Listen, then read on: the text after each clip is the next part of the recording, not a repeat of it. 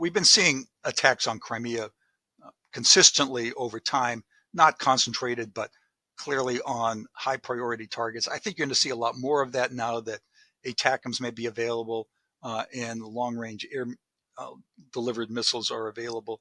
The Ukrainians want to make Crimea untenable for the Russians. It's hard to make it so untenable they'd have to leave, but they can reduce the defenses. They can make the squeeze the population and just make life difficult on Crimea, and that might then either facilitate an invasion or facilitate some sort of negotiated settlement. Hello and welcome to Frontline for Times Radio with me, Kate Chabot. And today we are joined by Mark Cancian, a retired colonel with more than 3 decades service with the US Marine Corps. Mark has served tours of Iraq, Kuwait and Vietnam. He spent many years working on budget strategy for defence, warfighting, procurement and acquisition, and has published more than 40 articles. He's now a senior advisor with the think tank, the CSIS International Security Programme. Mark, welcome to Frontline. Thanks for having me on the show. We're going to talk about the effects of NATO's long-range missiles and what the effect they're having in Ukraine. And I wanted to start by taking a look at the devastating attack that was carried out on Russia's Black Sea Fleet headquarters in Sevastopol.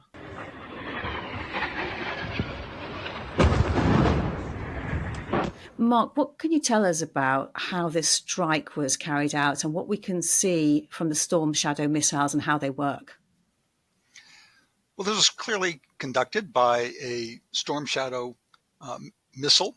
Apparently there were 3 in this particular clip. You can see that there was at least one previous explosion, and then you can see the missile coming in from the right there and then exploding.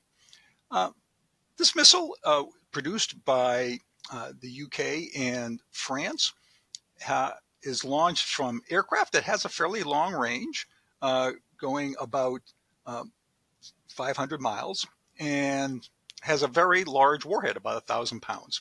So it's a formidable weapon. It's a cruise missile, and a cruise missile is like an aircraft. It flies through the air. It can maneuver to avoid threats. And then when it reaches its target, it crashes into the target. And of course, we see that in the clip here. And we know Russia has significant air defences across what it considers to be its territory. How were these missiles able to get through and hit such an important target? Well, probably 2 ways. The primary way is that the missile course is plotted to avoid air defenses. It can maneuver so that their intelligence, Ukrainian intelligence, probably found corridors that might be less well defended. The other thing is that very often they are accompanied by decoys, which will confuse air defenses and maybe soak up missiles that might be intended for the missile, the Storm Shadow. And is there any sign that they were used in this particular case? Can you see anything from that footage, or would it be too late in the trajectory of that missile? Yeah, it's hard to say because the decoys would have been early on, and the maneuvering again would have been early on in the course. What we just see is the last second or so as it strikes the target. And typically, how much damage we've seen the damage and we've read about the damage, but typically how much damage can they cause? Well, they can cause a lot of damage because they have a 1,000-pound warhead that makes a very large explosion.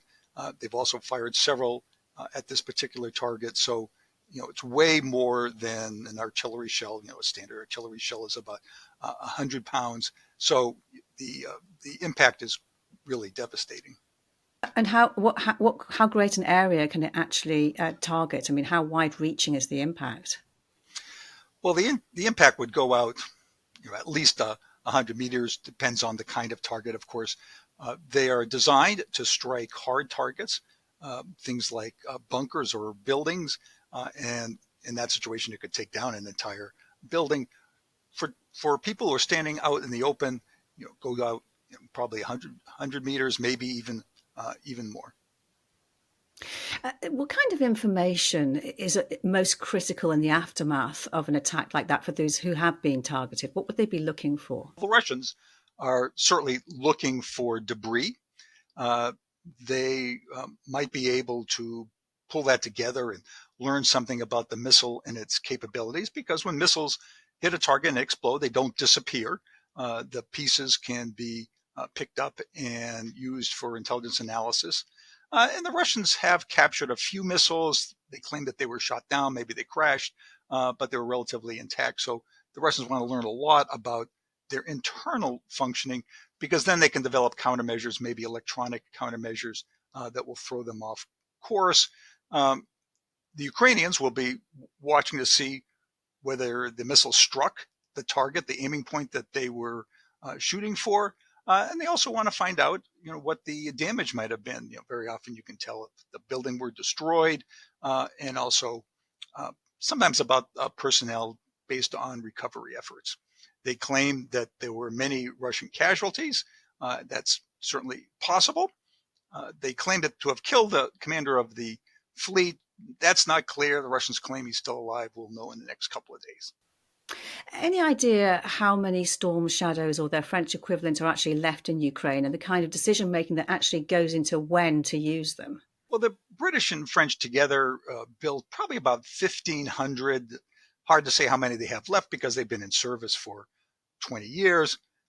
They probably have a couple hundred that they could give to Ukraine. So the numbers are limited, but they're not severely limited. Ukrainians can use them against high priority targets. And I'm sure that the Ukrainians are looking carefully at what targets might be available where they could use these weapons. They're looking for deep targets and high value targets. And how much are they worth? Because I presume that there has to be quite careful decision making as to when to use them, because they would have to be using them fairly sparingly. Yeah, the key decision is how many they have and how many the UK and France can provide, keeping in mind that they have to keep their own stock. So maybe the Ukrainians have a couple dozen. That puts a restriction on it. But do you actually know, Mark, how many the Ukrainians have at the moment? We don't know how many the Ukrainians have. They've been using them fairly sparingly, which indicates that they may not have a lot of them. On the other hand, they're likely holding them for a long war and for the highest priority targets. The missiles themselves cost about 2 million euros each. So they're expensive, but the production line is still open, so the UK and France can buy more. So presumably if they're having to sort of use them sparingly and they want to have high value targets, the kind of decision-making process would be the probability of reaching them and the timing of how effective that will be in their strategy of reaching their objectives. Yes, I'm sure that they think hard about which targets would be good for this particular weapon. They fire several at each target. The Russians claim they've had some success shooting them down, so they can't shoot them at low priority targets. That's why we've seen them used against Russian ships. They took out a ship in a submarine, apparently. This headquarters, they've shot at several headquarters. We know Ukraine also has some Tu-141 Soviet-era cruise missiles that it used to strike Russian bomber bases last December. What difference do the modern NATO missiles make, do you think? Modern NATO missiles have a couple of advantages. One is this maneuvering capability. One is the precision of their strike. They have terrain guidance and GPS. So between those is a higher probability they'll hit the target. Russian missiles tend to be area missiles that strike broader areas and may not be also as reliable. There are a lot of reports that Russian missiles have been unreliable, and Ukrainians may be having the same experience. And what do you know about the supply of ATACMS to Ukraine, which President Zelensky has been asking for a long time? Well, it looks like the United States is going to provide some ATACMS to Ukraine. They haven't said when or how many, but they will provide some. And ATACMS could be very useful because it can also strike deep. Now, it doesn't strike as deep as the Storm Shadows, but they can still strike deep, and they're not as difficult to employ. For ATACMS, they're launched out of a HIMARS launcher, so they're launched from the ground. The launcher can fire the missile and then move. With an airborne missile, like Storm Shadow, it has to be launched from an aircraft. The aircraft has to be escorted. Then there are decoys. So it's a much bigger deal than ATACMS, which is simpler to use. And the US has not yet said which variants of the ATACMS systems it would send. We know that there are long and short range versions as well as cluster bomb variants. What systems will Ukraine be looking for? Well, Ukraine is certainly looking for the long range version. There isn't that much value to the short range version. It's a little longer range than the regular HIMARS missiles, but not a whole lot more. It's the long range version that's much more interesting, much more useful. There are both cluster munition versions and unitary warhead munitions. There's also a third kind. It's useful against tanks, which they probably aren't going to send. My guess is that they would send the unitary warhead first because of the controversy around cluster munitions. And they have some unitary warheads. If they run out of those, maybe they'll move to cluster munitions. You may remember back when the United States decided to send cluster munitions to Ukraine, one of the primary reasons was that the United States had run out of the regular artillery shells and had to provide these. And the fact that they can be launched from high mobility artillery rocket system, HIMARS systems, and multiple launch rocket systems, MLRS missile launchers, is presumably, you've already said how useful that is. Does that mean that they would be able to be used pretty much immediately after arrival? It would be. There's apparently some reprogramming they have to do on the software, but I think that would be quite straightforward. Yes, they would be able to be used very quickly. There's a little training also that goes with both maintaining them, the missile, and the specifics of the targeting. But within, I think, a week of arrival, they could be used. An article in Das Bild newspaper this week said the decision to send ATACMS has put pressure, or the likely decision has put pressure on Germany to send their own Taurus missile system. Could we be seeing a significant shift, do you think, in the way this war is fought if Ukraine is given access to a large supply of NATO missiles? Well, I think you'll see some value on the battlefield as Ukraine can strike targets deeper and strike them more often and strike lower priority targets and not have to retain the missiles for only the highest priority targets. I caution people that this is not a game changer. There's no such thing as a game changer. We always hope that the next munition that we send, the next weapon, will break the war open and bring victory. Unfortunately, that's not going to happen. But it would be a very useful capability. It would add to Ukraine's overall capability and might help move the counteroffensive forward, which is, of course, having a difficult time in the Russian defensive zones. How closely will NATO be watching Ukraine's use of these missiles to learn how they use them, but also Russia's capability to counter them? Well, across the board, the US and NATO are watching the war to understand better how these weapons are used. We haven't seen a war like this in many decades, so we're learning a lot about many different kinds of capabilities. And of course, this is one. And seeing countermeasures is also very important. The Russians have been very good at electronic countermeasures. They've been able to thwart many HIMARS strikes as well as many attacks by drones. They'll be trying to do the same with these longer range missiles. So we'll be watching that very closely. And then as we understand their countermeasures, we will develop countermeasures. And that's the way war goes back and forth. And you said earlier that the arrival, when they do, of ATACMS won't be a game changer. But how concerned do you think the Kremlin will be that Ukraine have been given them? Well, the Russians certainly will object and complain, but we've given the Ukrainians so many weapons, we being the United States as well as other NATO allies, that this is really just one more capability adding to the mix. So I think they will complain. Sometimes what they've done in the past is launch missile strikes to signal their displeasure, but there's really not much they can do. Russia has frequently used missiles to hit Kyiv and grain storage facilities. How does Russia's missile fleet compare to Ukraine's? I think an important consideration is that Russia's missile inventory is declining while Ukraine's is increasing. Russia had a very large inventory, and they've used a wide variety of missiles not designed for ground attack in order to keep up this air campaign. But over time, you can see that the number of missiles that they've been able to fire has decreased. The missile strikes have become further and further apart. The Russians are still manufacturing missiles and are buying missiles from Iran, for example. So the missile war will continue.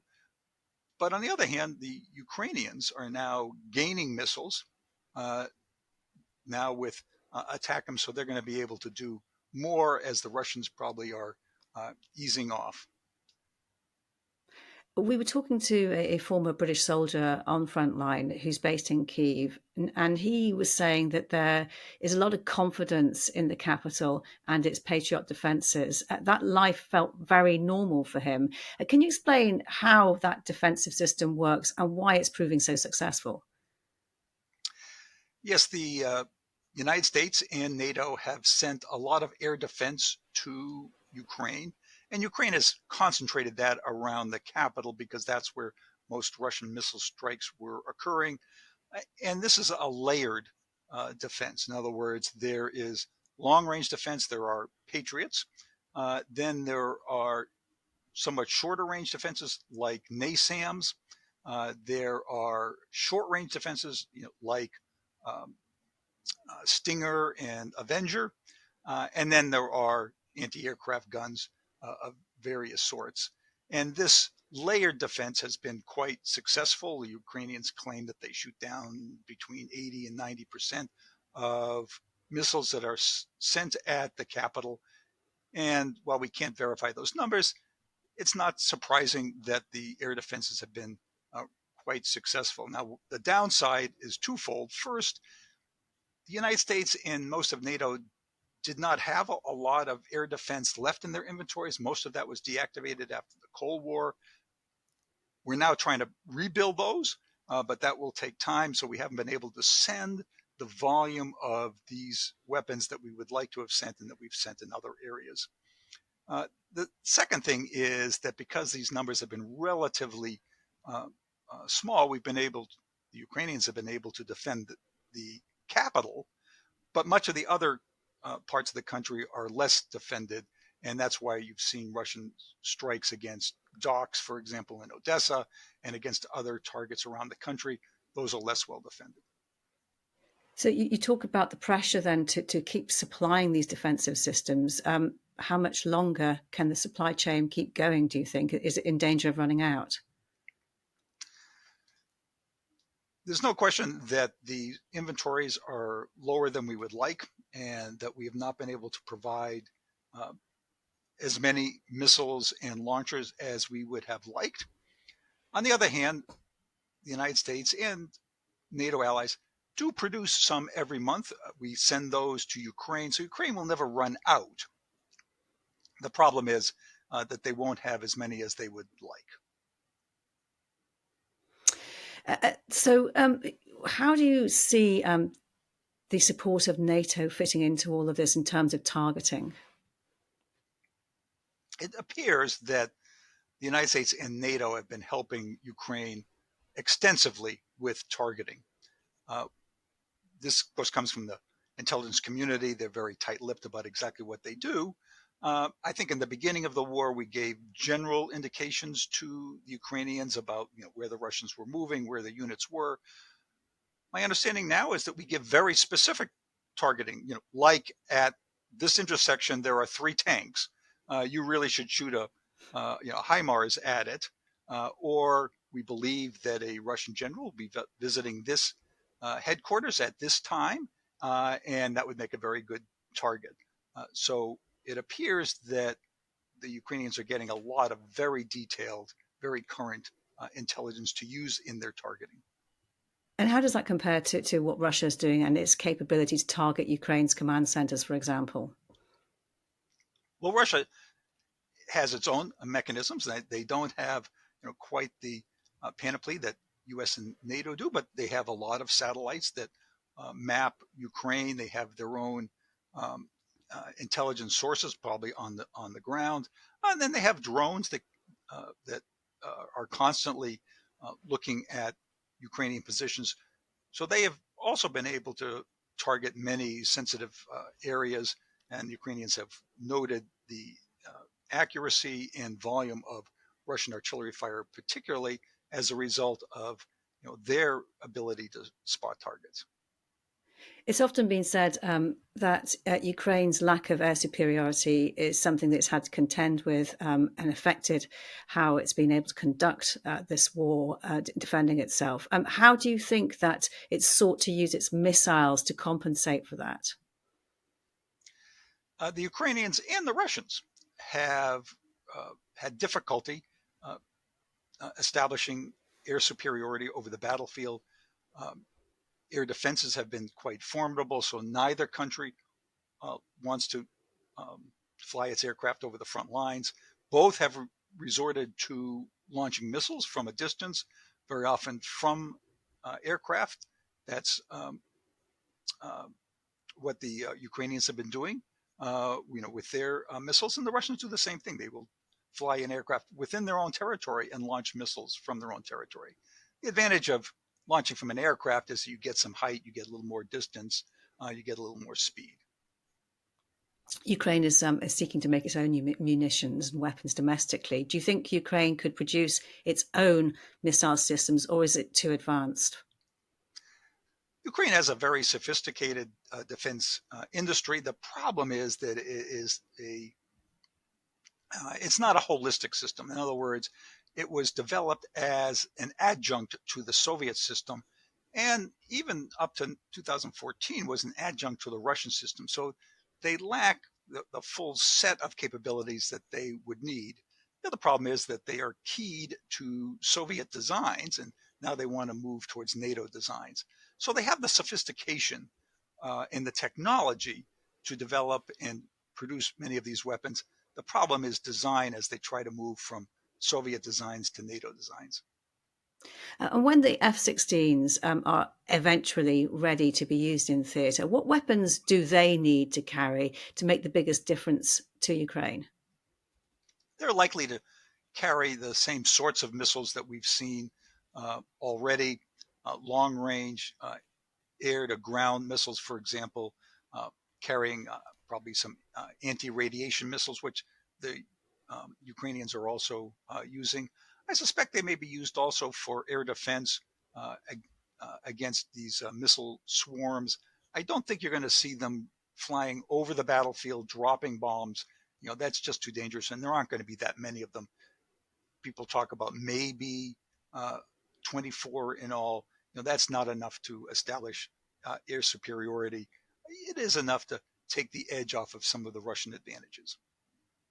Mark, just finally drawing on your experience working on war funding, budget strategy, defence and procurement, how should the US and Ukraine's allies be preparing to support Ukraine with the weapons and supplies it needs for a long war without actually compromising their own long-term security?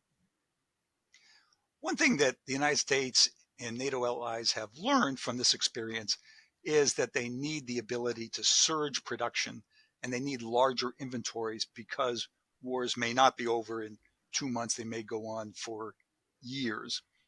So the United States is ramping up production, as are the European allies, UK and France particularly. To give an example, in the United States, before the war, the United States was producing maybe 8,000 155 millimeter shells per month. They got that up to about 14,000 as the war began. They're now up to probably about 30,000 a month.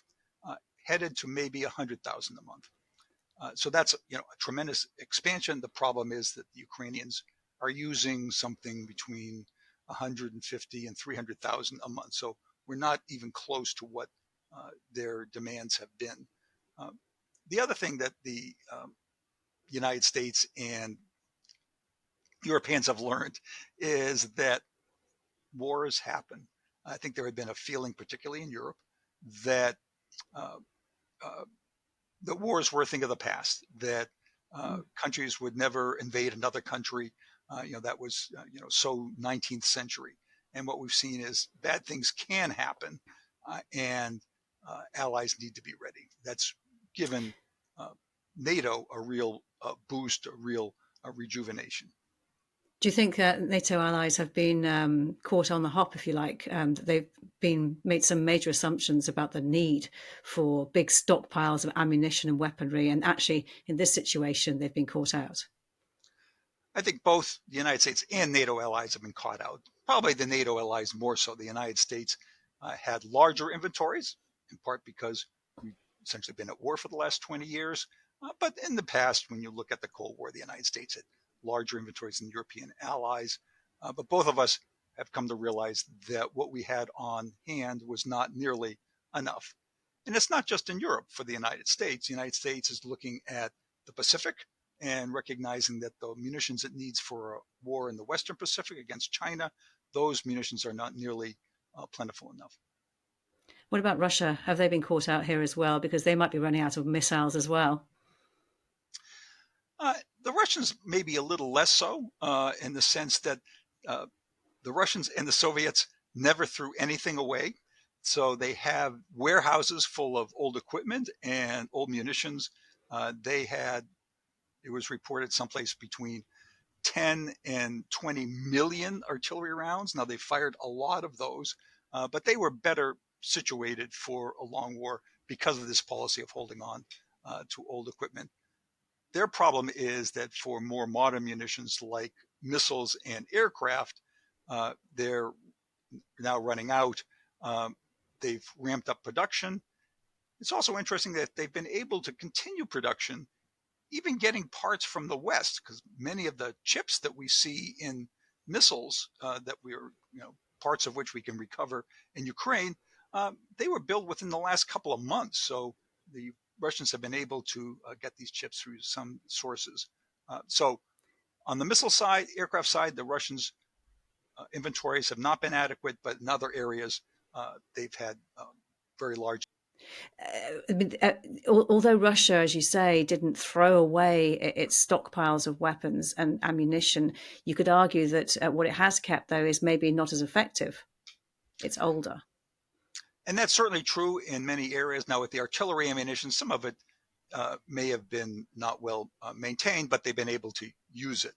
But when you look at tanks, for example, now we're seeing much older tanks on the battlefield. They're less effective.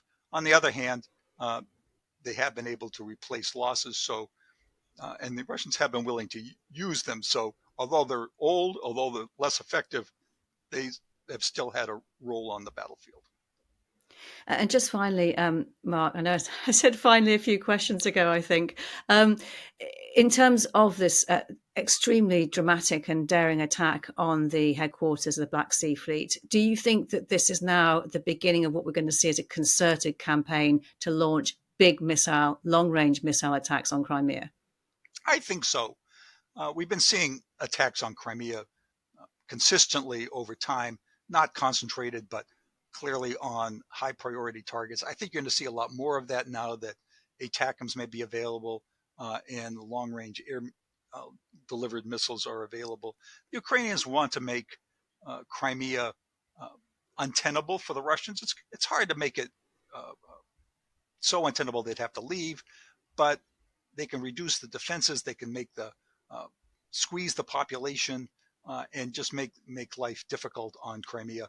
And that might then either facilitate an invasion or facilitate some sort of negotiated settlement. Mark Cancian, great to speak to you. Thank you for your time. Thanks for having me on the show. You've been watching Frontline for Times Radio with me, Kate Chabot. My thanks to our producers today, Louis Sykes and Morgan Burdick, and for you for watching. If you'd like to support us, you can subscribe now, or you can listen to Times Radio for the latest news and in-depth analysis, or go to thetimes.co.uk. For now, though, thanks for watching. Bye-bye.